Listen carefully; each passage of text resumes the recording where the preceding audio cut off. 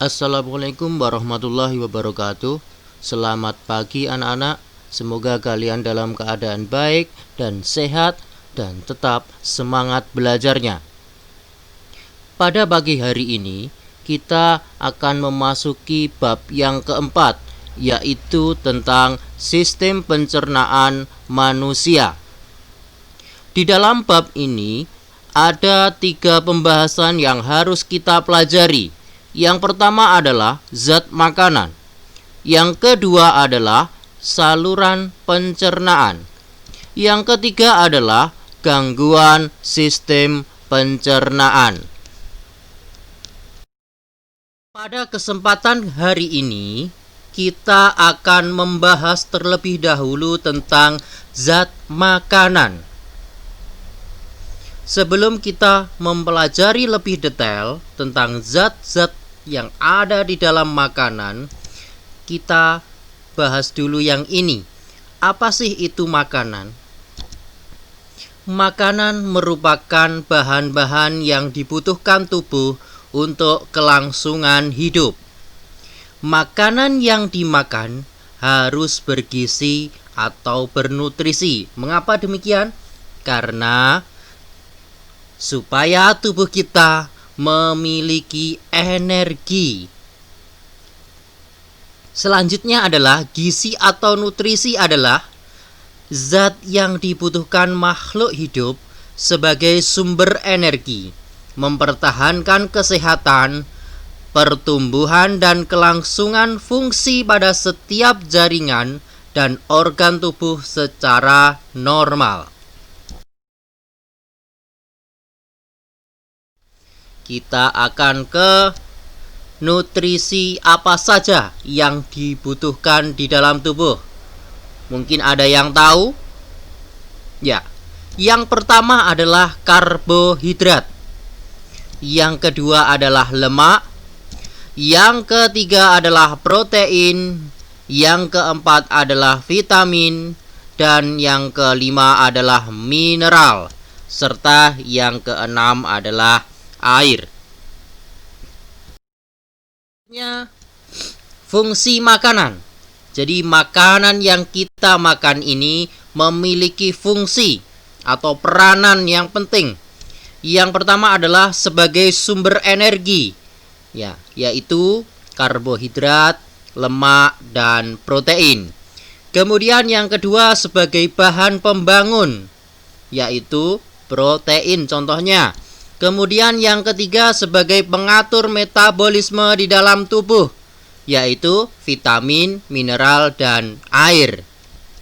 Dan yang keempat sebagai pertahanan diri terhadap penyakit, yaitu protein. Kita akan membahas satu persatu zat-zat yang ada di dalam tubuh, di dalam makanan. Yang pertama adalah karbohidrat. Apa sih fungsi dari karbohidrat? Ya, sebagai sumber energi utama. Jadi yang paling utama sumber energi berasal dari karbohidrat. Kemudian karbohidrat itu contohnya apa saja? Ya, yang pertama ada beras, jagung, gandum, kentang, umbi-umbian, madu, dan lain sebagainya. Kemudian di dalam 1 gram karbohidrat ini menghasilkan energi kurang lebih 4-4,1 kilokalori. Jadi cukup besar. Berikutnya macam-macam karbohidrat. Ini ada 3. Yang pertama adalah gula.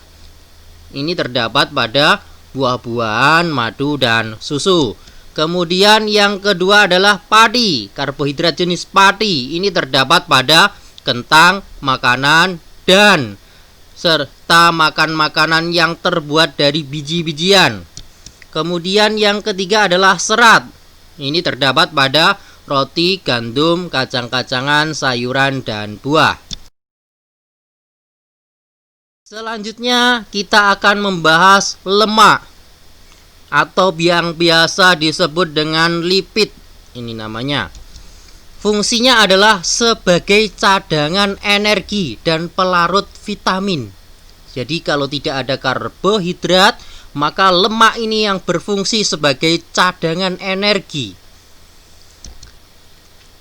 Kemudian merupakan sumber energi yang cukup besar. Berapa? Ya, 1 gram lemak ini menghasilkan 9 kilokalori. Macam-macam lemak. Ini ada 2 macam. Di antaranya yang pertama adalah lemak hewani. Pengertiannya yaitu lemak yang berasal dari hewan. Contohnya adalah lemak daging, mentega, susu, ikan segar, telur, dan minyak ikan. Kemudian lemak nabati, yaitu lemak yang berasal dari tumbuhan. Contohnya lemak dari kelapa, kemiri, kacang-kacangan, serta avokat, dan masih banyak yang lainnya.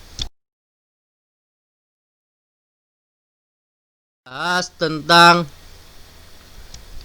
protein.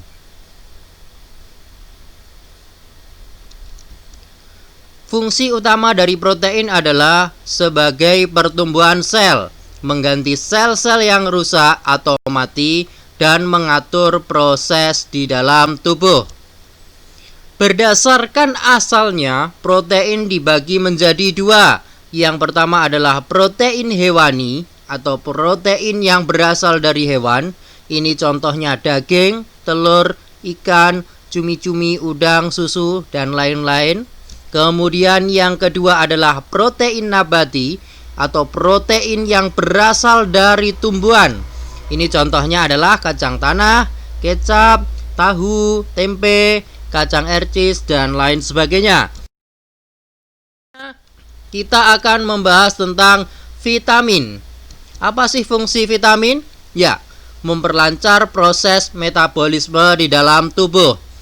Kemudian apa sih kalau kekurangan vitamin yang terjadi di dalam tubuh kita? Ya, terjadi penyakit yang namanya avitaminosis, yaitu penyakit kekurangan vitamin.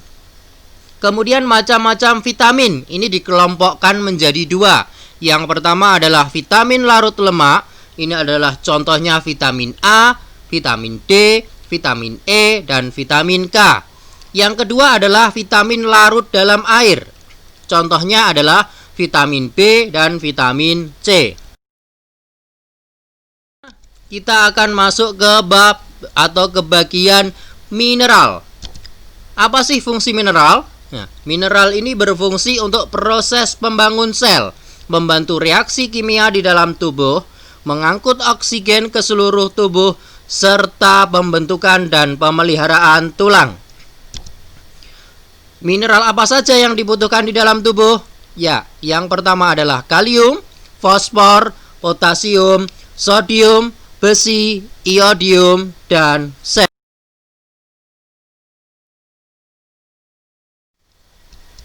Selanjutnya adalah air. Fungsi utama dari air adalah untuk melarutkan zat makanan, mempercepat reaksi tubuh, membentuk cairan tubuh, dan mengangkut zat sisa ke alat pembuangan. Jadi air itu memiliki fungsi yang begitu komplit. Kemudian berapa sih jumlah air yang dibutuhkan tubuh kita? Ini sekitar kurang lebih 8 gelas air atau sekitar 2,5 liter.